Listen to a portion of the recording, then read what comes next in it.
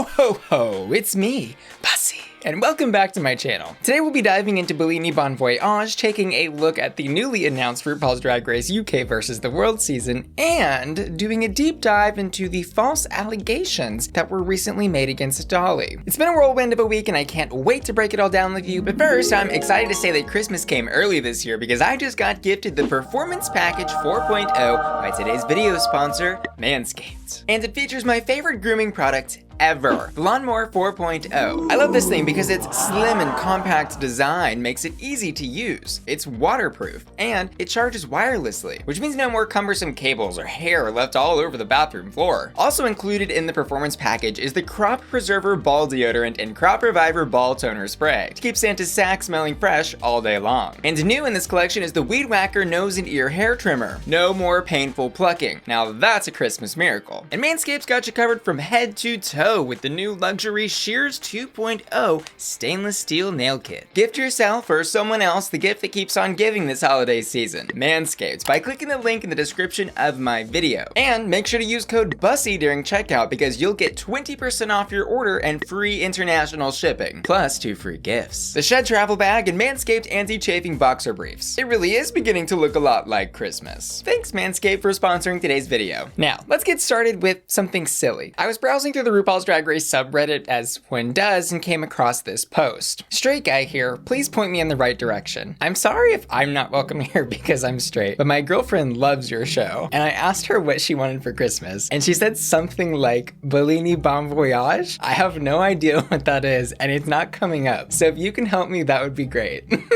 And the top comment says, bless your heart, everyone is welcome. Bellini Bon Voyage is a queen on Drag Race UK Season 2. I think her official merchandise store is offline, probably because there were so many shipping delays, but she has a book out titled Release the Beast. And I also found an official calendar. Calendar can be bought here.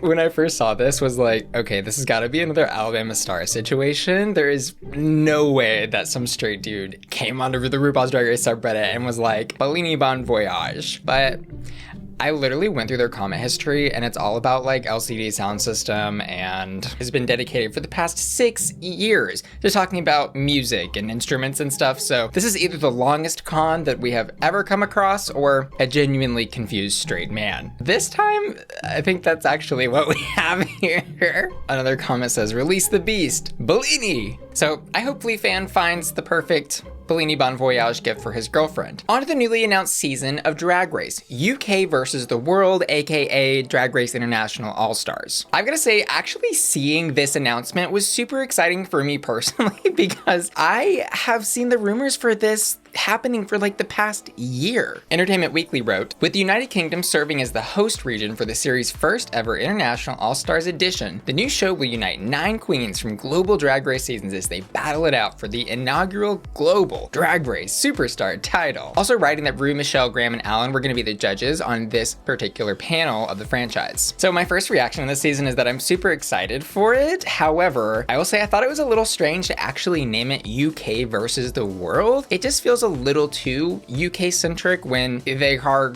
I guess, intending to cast queens from literally all of the international franchises. But it could also be that they're going to be changing hosts of this international season each year because on the official Drag Race Instagram, they actually wrote, UK vs. the World is coming to WoW Presents Plus and BBC 3 early next year, featuring 9 queens from across the Drag Race franchise with the UK as our debut host nation, which sounds kind of like how they do it with the Olympics, moving into each country and calling them, like, for example, the US Olympics or what have you. I don't know, I don't watch sports. Now, I usually don't talk about rumored castings and spoilers on this channel because frankly, I don't look at them, but considering what this season is, I had to look. But I am gonna give you an opportunity to skip the spoilers, so just jump to the next timestamp if you don't wanna see them. And we'll continue with those rumored spoilers in 5, 4, 3, 2, 1.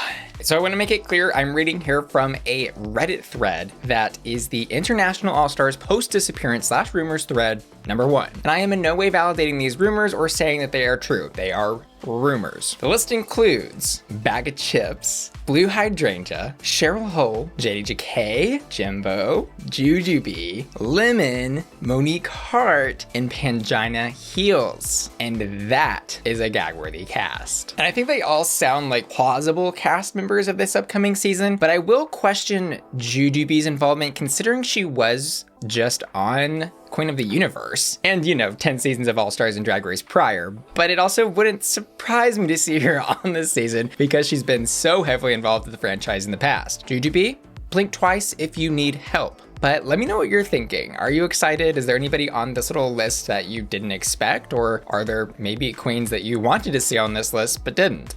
Moving on to the final topic of today's video, the Dahli situation. So in order to understand the following drama, a brief history about Dahli and their former performance identity is required. Before there was Dahli, there was actually Jayy Monroe, former member of scene kid band Blood on the Dance Floor. This was a band that was fairly popular in alternative music circles and probably reached its peak of popularity in around 2012 or 13, I'd say. And Dahli, aka Jayy Monroe, was active in Blood on the Dance Floor from 2009 to 2016.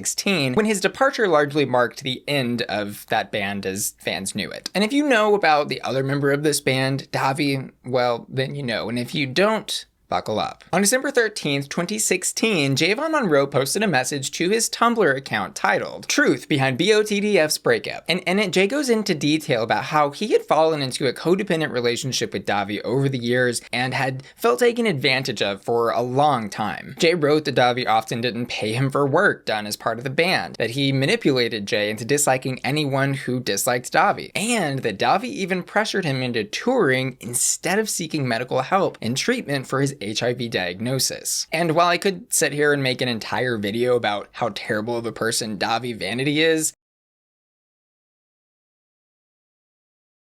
just know that in 2019, HuffPost published an expose where they detail the accounts of 21 women accusing Dahvie of. And in 2020, Insider.com reported that the FBI was currently looking into Dahvie's case. And if you want to know more about this whole situation and get Jay's first-hand account of what he experienced, he did share and talk about a lot of it in an interview that he did with Chris Hansen. I've linked that as well as the articles about Dahvie in the description of this video. And to be crystal clear here, all of the accusations surrounding this band were all about Dahvie. However, knowing that Dahli was involved in this band with Dahvie for so many years does contextualize why the reaction to these accusations, which were ultimately false, was so strong. Here's what happened. On Friday, December 17th, 2021, at 3:31 p.m., a Reddit user named OKGuava posted a thread to the Dragula subreddit writing, Dahli groomed me. Here's the evidence. We met when I was A15. And attached to that thread were 7 images. The first was a collage of 4 smaller images, and in each of those we see Dahli out of drag, posing in various locations over some undisclosed period of time with who appears to be the same person whose identity I've concealed for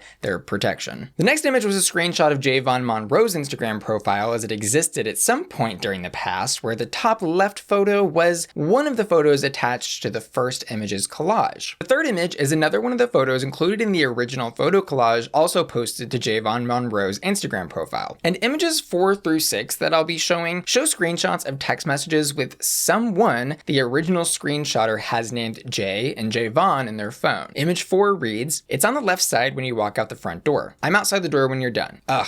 You drive me crazy. Angel emoji. I couldn't stop kissing you. I hope we get to see each other again soon. I'm home. I couldn't either. I had a lot of fun. I hope we do too. I'm headed to bed, but you drive safe. Good night, mi amor." The image 5 message thread reads, "I think I want to get a Francine tattoo. OMG, no regrets. Things are getting too spicy for the pepper. Across my ass. Oh my gosh, or not. If there's a tattoo going on your ass, I'm picking it out." Image 6 reads, "Need your body. I'd snuggle up next to you for days. You will, hopefully, every day. Only a matter of time. How'd you know I was awake? I follow you on Twitter. True. Dork. Lurking. If I ever wonder if you're thinking of me, I just look there. I always am. My Twitter usually shows it too. I know, I meant what I said yesterday." And the final image is a screenshot of what appears to be a Facebook Messenger conversation between the original screenshotter and someone named Jayy Monroe. OMG, he looks just like you. Full fantasy for me. What, brothers? Twins. So hot. And that was the full post. In the comments though, we do find a link to what is hyperlinked as my full statement from that original poster. The link went out to an unlisted YouTube video that was titled December 18th, 19th, 2021, and contained a video of this person discussing their accusations against Dahli. Here are some clips from that video.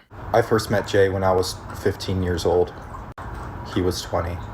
We met at the All the Rage tour in Dallas, Texas, 2011, November 19th, I think. Fast forward to September 6th, 2012. I'm still 15 years old, and I'm at the Bad Blood tour. Wake up the next morning, and Jayy had found me on Twitter and followed me.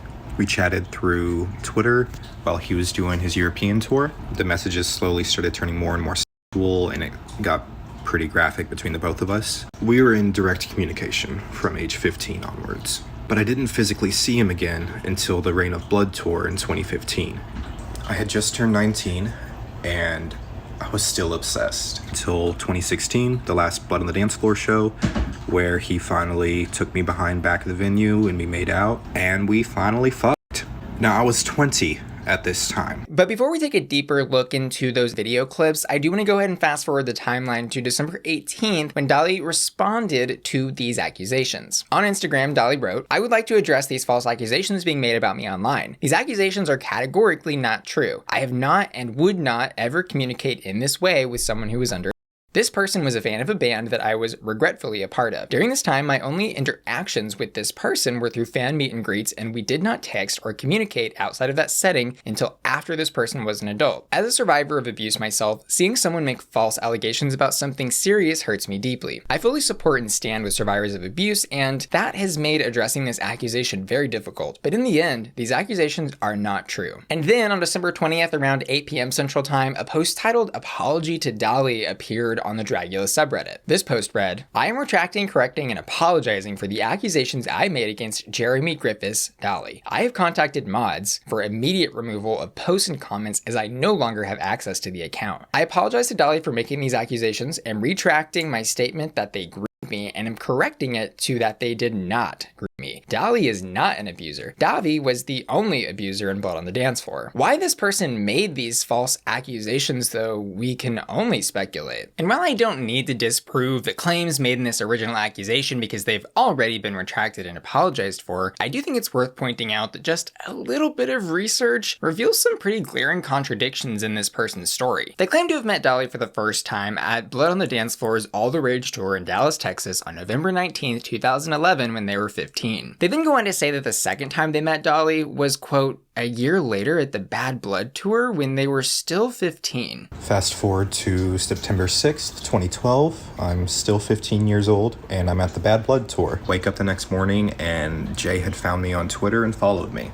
We were in direct communication from age 15 onwards. But the problem with this claim is that the Bad Blood tour they mentioned didn't start until early September of 2013. And a quick search through this person's public Twitter profile reveals that the Bad Blood tour date they're talking about was indeed on September 6, 2013, which means this person would have been 16 or 17 depending on their actual birthday. My final thoughts on this topic are that while it's important to have online safe spaces where people can share their stories without criticism, we also need to be vigilant as a community to make sure that stuff like this is vetted in some way or fact-checked at a basic level, because when it's not, everyone loses. But for now, that's all I got for you. So I want to say thanks to you for watching today's video sponsor, and my generous patrons that make my channel possible. I also want to give a special shout out to Ali Al, Angel, Cyrus, Alicia, Cody P, Hector, JB, Joseph, Josh Marchant, JP in Dallas, Laura, Lisette, Matthew Burns, Matthew Bauer, Maxie Wow, Miss F, Neely, Scooby Snacks, Sailor, Steven, Tom Jago, Tom Young, Topher, Triton, Wheelie, and Yijit, who are all supporting me at my Bussy Queen Collector tier over on patreon.com/BussyQueen. See you later. Love ya. Bye.